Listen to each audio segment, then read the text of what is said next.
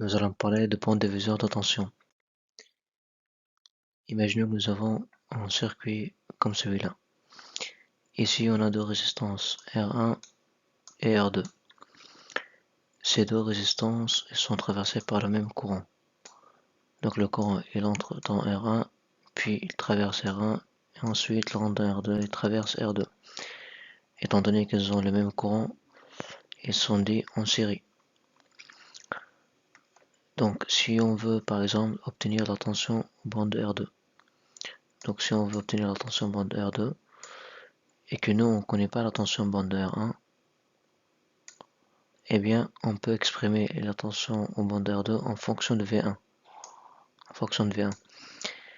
Donc si on applique le point de diviseur de tension, on a VR2 qui est égal à R2 sur R1 plus R2 fois V1.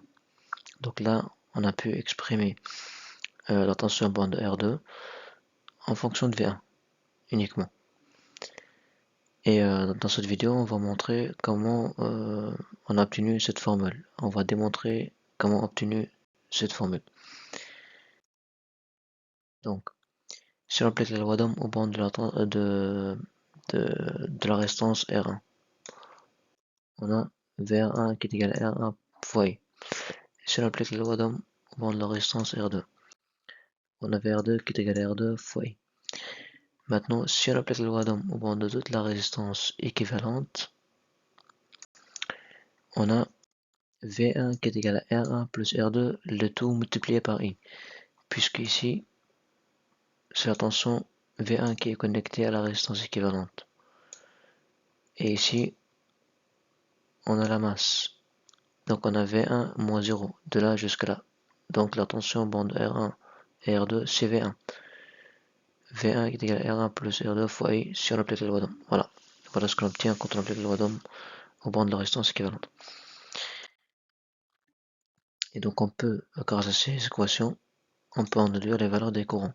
Donc on a I qui est égal à VR1 sur 1, et aussi I qui est égal à VR2 sur R2, et également I qui est égal à V1 sur R1 plus R2. Donc là on remarque que le courant il est le même partout. Donc on peut écrire l'équation suivante. VR1 sur R1 qui est égal à VR2 sur R2 égale à V1 sur R1 plus R2. Mais nous, ce qui va nous intéresser, c'est cette partie-là. Parce que nous, on cherche la tension bande de R2. Voilà.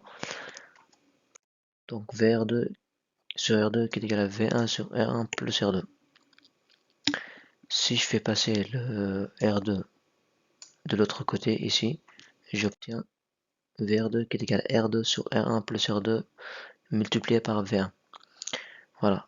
Donc là, on retombe sur l'équation qu'on a trouvée dans le début de la vidéo.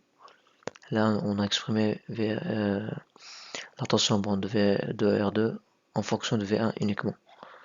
Voilà. Mais ça marche aussi dans l'autre sens. C'est-à-dire, si je prends ça et ça, donc VR1 sur R1 qui est égal à V1 sur R1 plus R2, eh bien, j'obtiens également VR1 qui est égal à R1 sur R1 plus R2 fois V1. Donc là, on remarque que le point de diviseur de tension, il marche aussi pour la tension en bande de R1.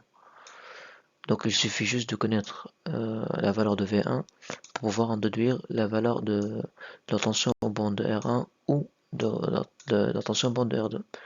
Voilà, donc une fois que vous connaissez la valeur de la tension V1 et les valeurs de résistance R1 et R2, vous pouvez en déduire la valeur de la tension en bande de chaque résistance. Merci d'avoir regardé la vidéo.